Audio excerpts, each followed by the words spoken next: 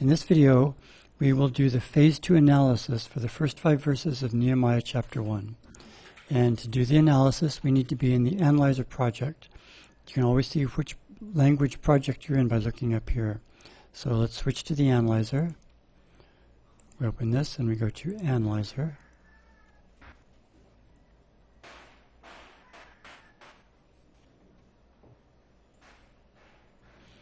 And then we go to Utilities, Proposition Analysis. And let's go to Nehemiah. So here's Nehemiah 1. And first, we should skim through here. Nehemiah prays for the Jews that are in Judah. These words are the words of Nehemiah. Nehemiah was the son of Hakaliah. The king named Artaxerxes had ruled the people of Persia for 20 years. I was in the city named Susa. Okay, we can't, the analyzer can't handle these comments. So let's say edit text, and we'll delete that. Named Susa in the month named Kislev. Okay, that one looks good. We're going to do 5 verses, so let's look at the others. Hanani, who is one of Nehemiah's brothers, and some other men came to Susa from Judah. I asked those men about the Jews that were brought to Babylon by soldiers, but returned to Judah. I also asked those men about the city named Jerusalem. That looks good. Those men said to me, the people that were brought to Babylon by soldiers, but are living in Judah now, have many problems, and those people are ashamed. The walls of Jerusalem were destroyed by soldiers, and the gates of Jerusalem were burned with fire by soldiers. That looks good. After I heard these things, I sat down, and I cried/wept. That's good. But the analyzer can't add these complex concepts wept. It'll delete that, but we can add it later manually. For many days, I was very sad. Okay, I was very sad. Mourned. And I did not eat food so that I could pray to God. Okay, that looks good. Then I prayed to God. Yahweh, God of heaven, you are great and wonderful. You always keep your special covenant of love with the people that love you and that obey your commandments. Okay, that's good. So now they look okay. To do this, let's go down here to the passage and we'll specify Nehemiah 1:1 to Nehemiah 1:5. And there are 3 stages. In the first stage, the analyzer will scan through this text, and our main job is whenever the analyzer can't figure out a part of speech, we will need to delete the words that aren't needed. You'll see an example in a minute. In stage 2, the analyzer will actually build the semantic representations, but it can't build them perfectly. There will be mistakes, so we will need to check them.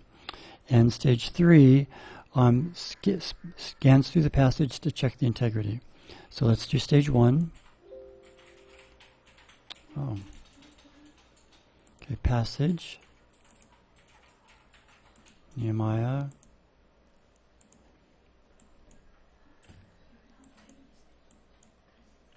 One 5. Okay, stage 1. Okay, Nehemiah. This is a new word. Do we already have Nehemiah in the lexicon? Okay, Nehemiah. Okay, no, we don't have it. So this is for the target language. It already has a concept Nehemiah, which is here. We need to enter the target word Nehemiah so that when the verse is generated, it will have the text. So, new target stem, Nehemiah.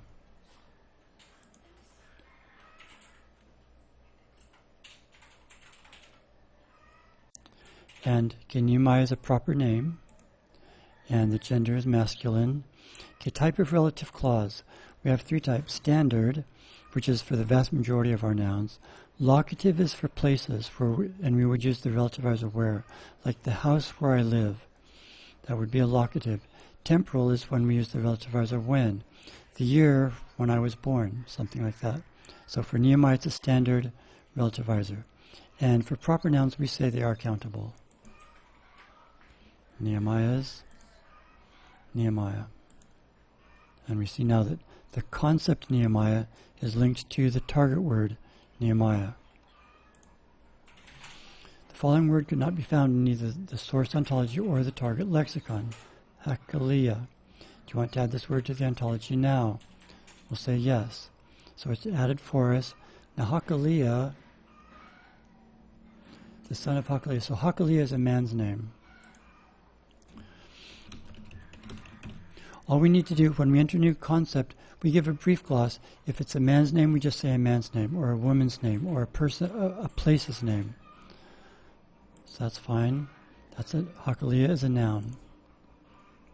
And now we enter the target word. Hakalia.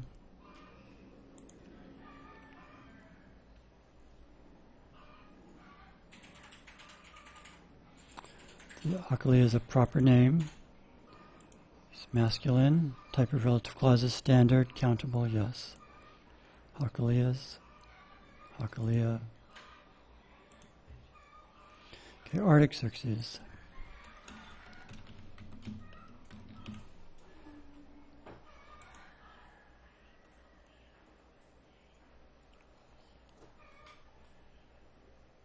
So again, we're linking the concept Artaxerxes. This is here, Artaxerxes. The system already had Artaxerxes in the ontology, so this isn't a new concept, but we didn't have a target word linked to Artaxerxes. So now we're entering the target language word for Artaxerxes. That's a proper name, masculine.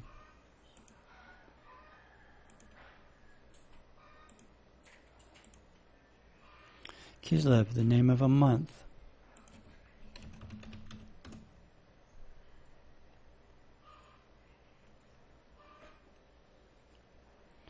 Okay, that's a proper noun. Gender is neuter. This would take a when relativizer. It's countable. It's a temporal. Okay, countable. Yes. Kislevs. Kislev. Okay, here the analyzer has stopped. It doesn't know if this name is a verb, like Mary named her baby John. If it's a verb name, or the preposition name, the adposition. So here, the king named Artaxerxes. So we want to keep this preposition, this adposition, and we want to delete the verb. So we click on the verb, confirm deleting this word. And again here, the month named Kislev. So we want to keep the adposition and delete the verb. Okay, Hanani, a man's name.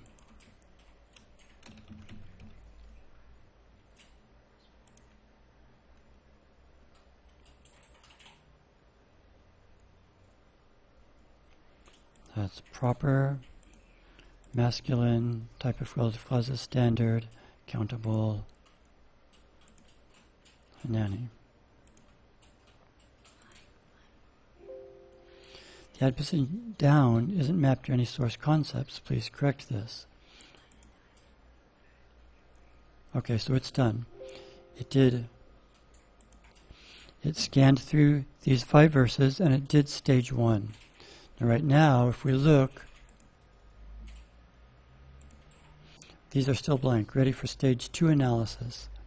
That's down here, stage 2. These verses are still blank.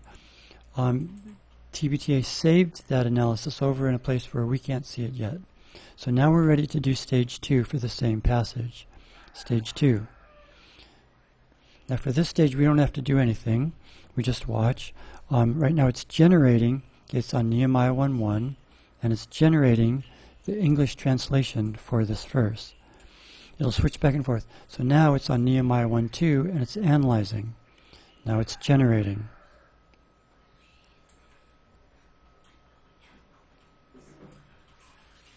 Okay, now it's analyzing Nehemiah 1:3. Now it's generating Nehemiah 1:3. And you see the rules that are being executed. Now it's analyzing Nehemiah 1:4. Now it's generating Nehemiah 1:4.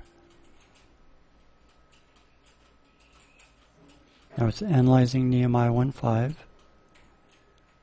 Now it's generating Nehemiah 1:5.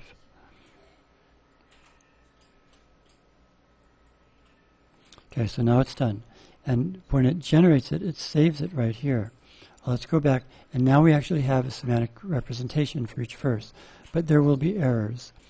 Let's go back to Nehemiah 1:1. And we read it, title, Nehemiah prays for the Jews who are in Judah. These words are the words of Nehemiah. Okay. If we look here, words Nehemiah. There's a generic genitive in there, which is proper. We've never had this combination, this noun-noun combination, words of Nehemiah. So it didn't know what to do, so it left it blank. To fix that, we come over to this other screen. Whenever there's a noun-noun relationship, a generic genitival noun-noun relationship that we've never dealt with before, for example, Nehemiah's words, you'll see this generic genitive and it's in purple. So you double-click up here on generic genitive. Don't double-click down here, but double-click up here, and you'll see this word, dialogue. So here's the possessor, possessum. When we open this drop-down, we have, in English, there are multiple choices. Saxon genitive, so Nehemiah's words. Norman genitive, words that would generate words of Nehemiah. Bare stem prenominal modifier, that's word Nehemiah. Postnominal modifier, Nehemiah word. Prenominal modifier, etc. In general, you only need to make a decision between these two, Saxon genitive or Norman genitive. In English, we say Nehemiah's words, so that's a Saxon genitive. If we wanted the text to say words of Nehemiah, when we generate this first in English, then we would choose Norman genitive. But we want it to say Nehemiah's words, so Saxon genitive. And we can generate the verse here again. Okay, title. Nehemiah prays for the Jews who are in Judah. These words are Nehemiah's words. So now it got that part correct. Nehemiah was Hakaliah's son. The king, named Artaxerxes, had ruled Persia's people for 20 years. I was in the city named Susa in the month named Kislev. Good. So let's save that. And now let's go back over to the analysis screen. And let's go to Nehemiah 1:2. Hanani, who was my older brothers, and some other men. Okay, this should be a descriptive relative clause. If we look here, we want Hanani, comma, who was my older brother. Oh, who was one of my. Okay, so we want, right now it's tagged as a restrictive thing modifier.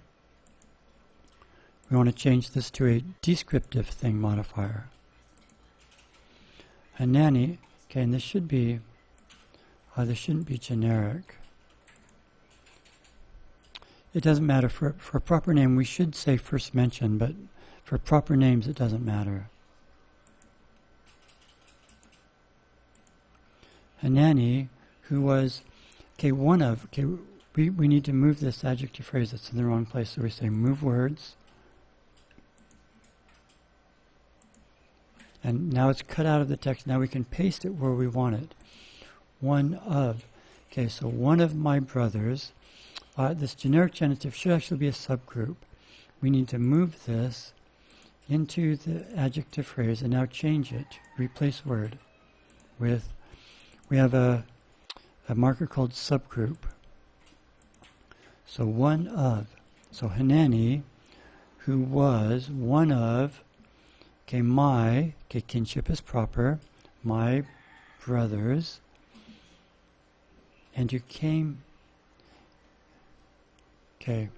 Hanani, who was one of my brothers, and some other men.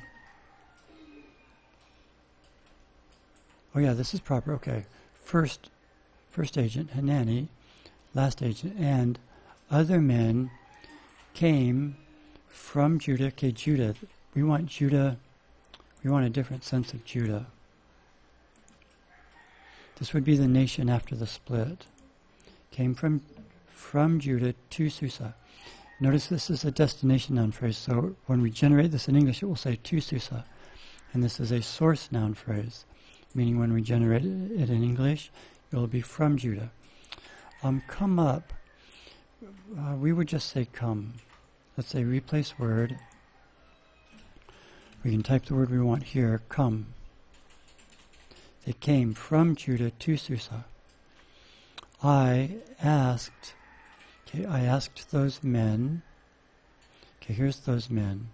I asked those men about the Jews that were brought to Babylon by soldiers. Brought Jews to Babylon. That looks good. The Jews that were brought to Babylon by soldiers. Okay, this is another relative clause. We have two relative clauses in a row, and they're both modifying Jews. So this isn't a patient clause, an object complement. It's part of the noun phrase. So let's move this subordinate clause. I'm going to hold down the control button on my keyboard, click there, and then click here. And now it's removed, and now we can paste it wherever we want. We want it inside this noun phrase, because this is a second relative clause. And this isn't a patient relative clause. This isn't a patient clause. It's a relative clause, a restrictive relative clause. And there are two of them in a row. So we need to say last coordinate. Now here, please be careful. We have first coordinate, last coordinate. Here we have first and last, location and paragraph. For when we have clauses in a sequence, we need the sequence. So this is the last coordinate relative clause, and this one is the first coordinate. It's a relative clause, and it's the first coordinate. Okay, the Jews, the soldiers brought to Babylon, but, okay, we need a subject here. It's Jews. Let's copy this. We just need a noun phrase with Jews. And paste it there, but this is the agent.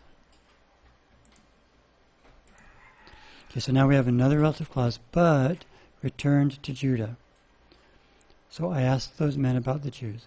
Okay, I asked about the city named Jerusalem. I asked those men about also.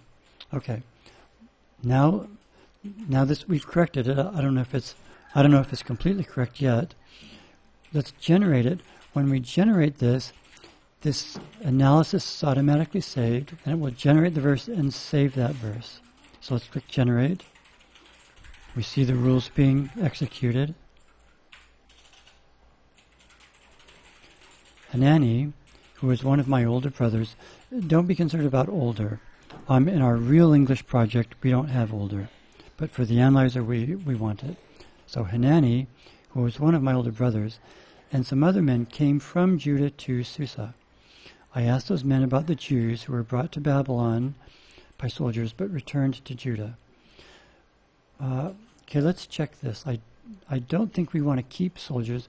We have to provide the agent for every verb, but this is a passive. Let's check Nehemiah 1:2. I always keep Bible Gateway open. Hanani, one of my brothers, came from Judah with some other men. And I questioned them about the Jewish remnant. Okay, the Jewish remnant. We don't have the word remnant in our system. We would say the Jews who were brought to Babylon. So we don't need to keep soldiers.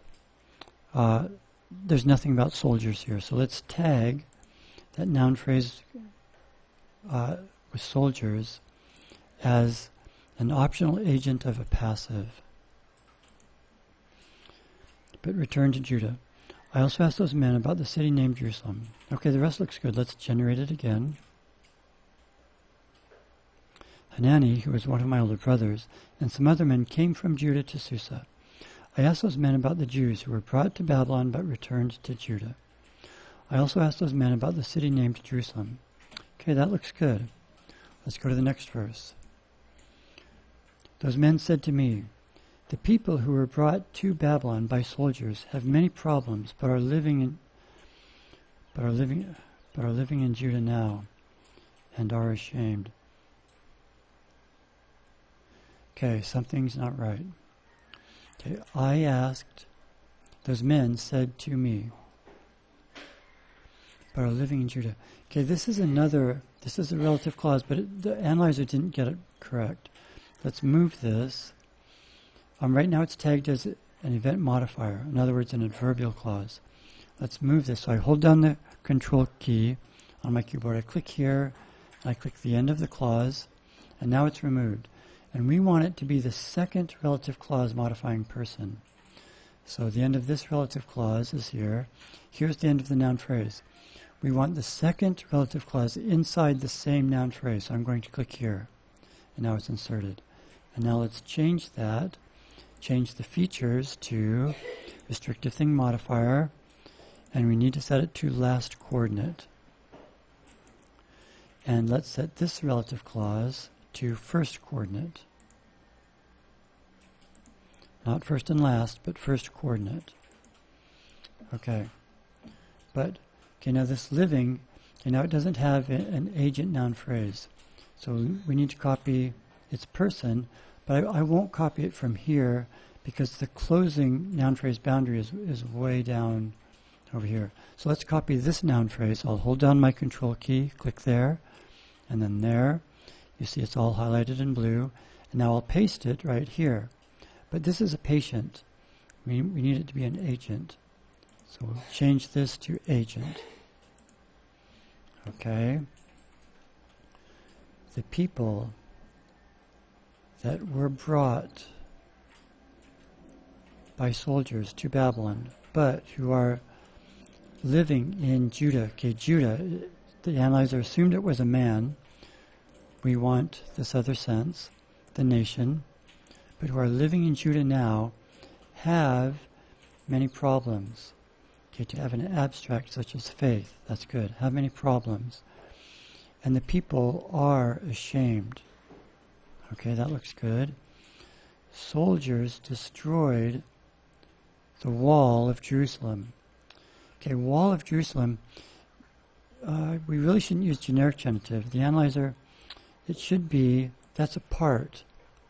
That's a part of, and we have another noun-noun relationship, part whole. The walls are part of Jerusalem. So let's change that to part whole. And the soldiers burned the gates of Jerusalem. Again,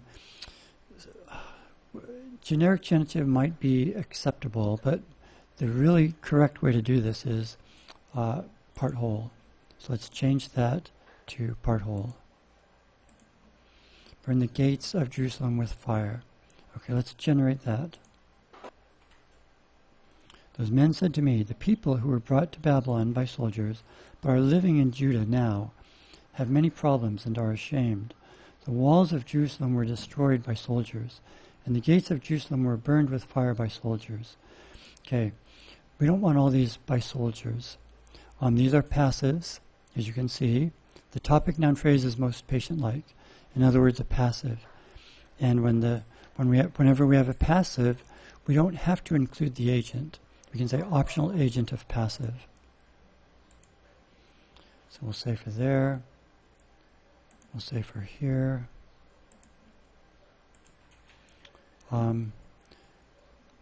People who were brought to Babylon by soldiers. We don't need this one either. Let's say optional agent of passive. Okay, let's try that.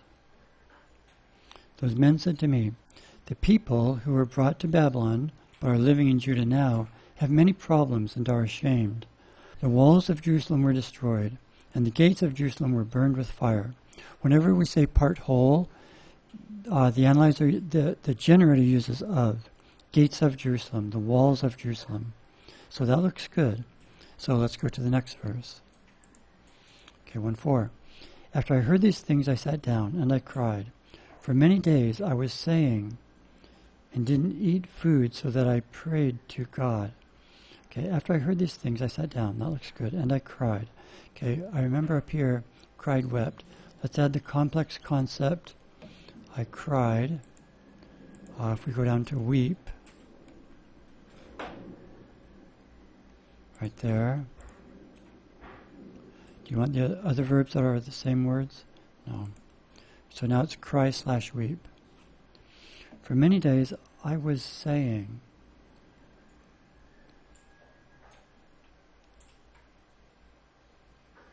Okay, I know we changed this from said to say. There might be a bug. I'll have to check that. Okay, but let's change this. Okay, for many days I was sad. I was sad. Okay, so in order to make this say I was sad, okay, let's do this. We can edit the text now. For many days I was very sad. Let's delete that I.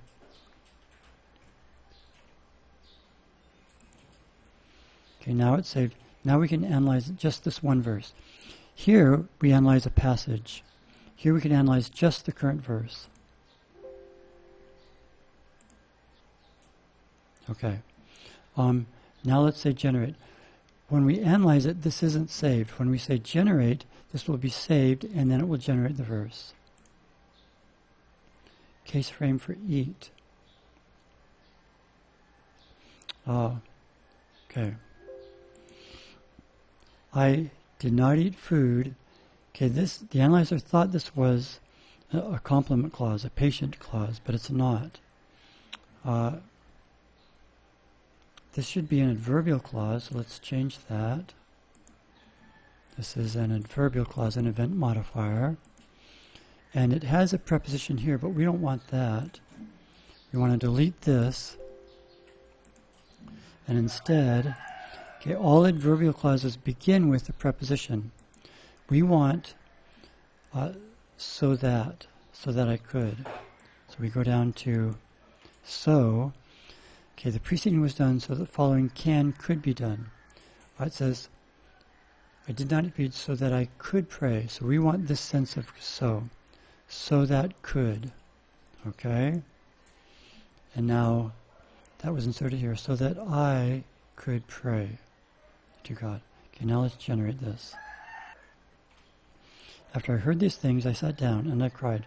For many days I was very sad and fasted.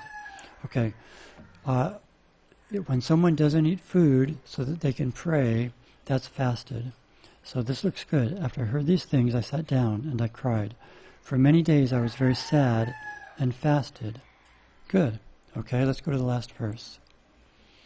Then I prayed. Okay, it should say I prayed to God.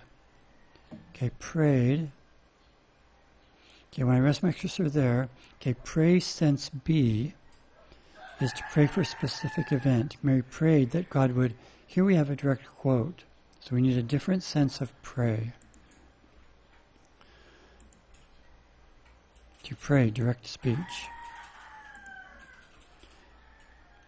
Jacob prayed to God. See how God is in a destination noun phrase? And here we have God in a destination noun phrase. And then a direct quote. Okay, so then I prayed to God, direct quote. Yahweh, named God of heaven. Okay, Yahweh, God of heaven.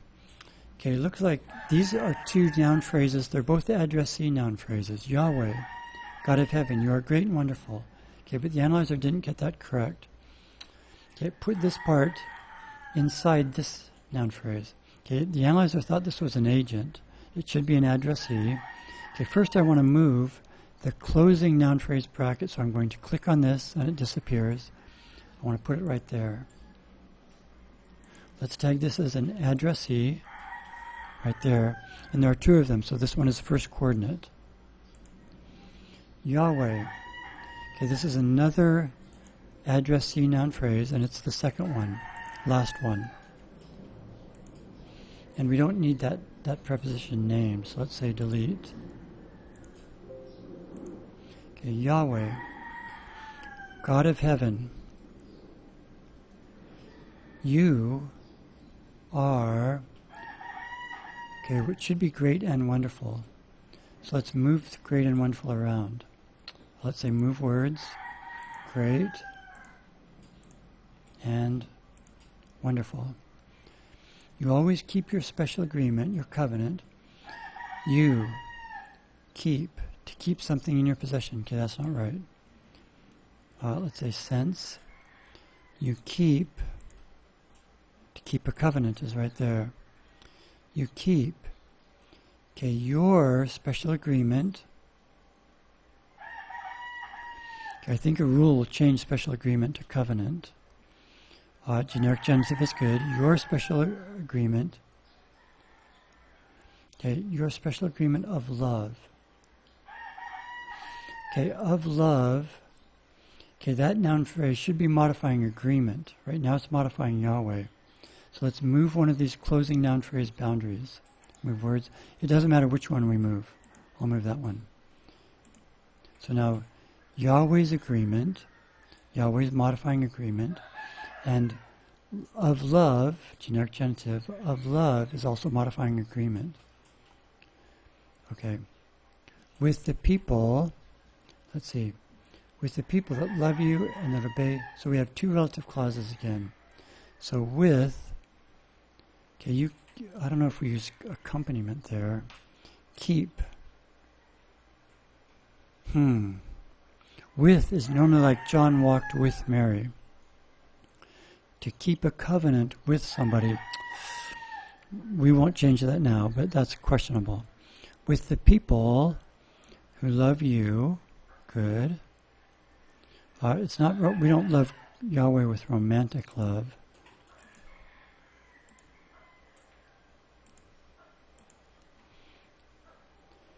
Okay, and this other relative clause, the analyzer thought it was an object complement, a patient clause. So let's move this inside the noun phrase. So move words. I hold down the control key, click there, and there, and let's move that inside the noun phrase, right there. And this got left over. We don't want that, so let's say delete it. And this is actually a relative clause. It's a second one. Okay, restrictive thing modifier. It's the last coordinate. This one is the first coordinate.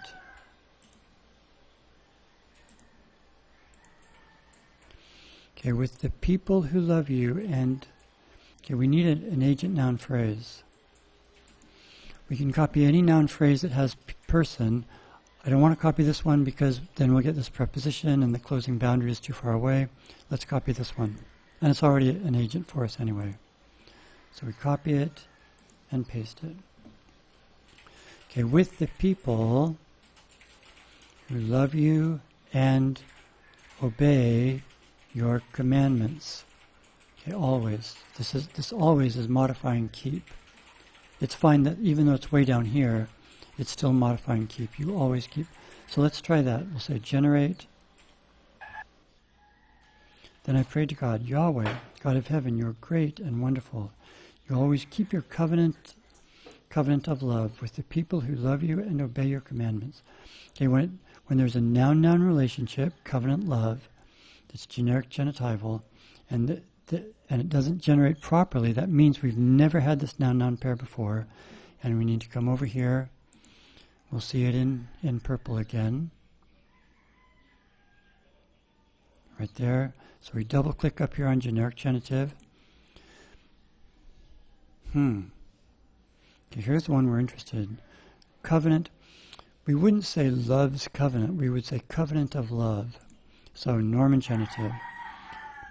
Agreement of love.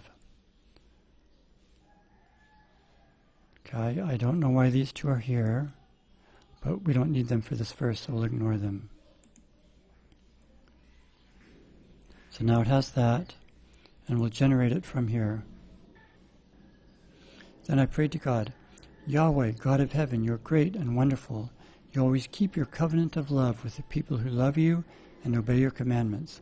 Okay, that's good. Let's save it. And for this video, we'll stop there. There's one last stage. If we specify our passage again, Nehemiah 1:1 to Nehemiah 1:5. Stage 3 checks it. Okay, it's done, and everything was fine. So that's the phase 2 analysis for Nehemiah 1:1 through Nehemiah 1:5.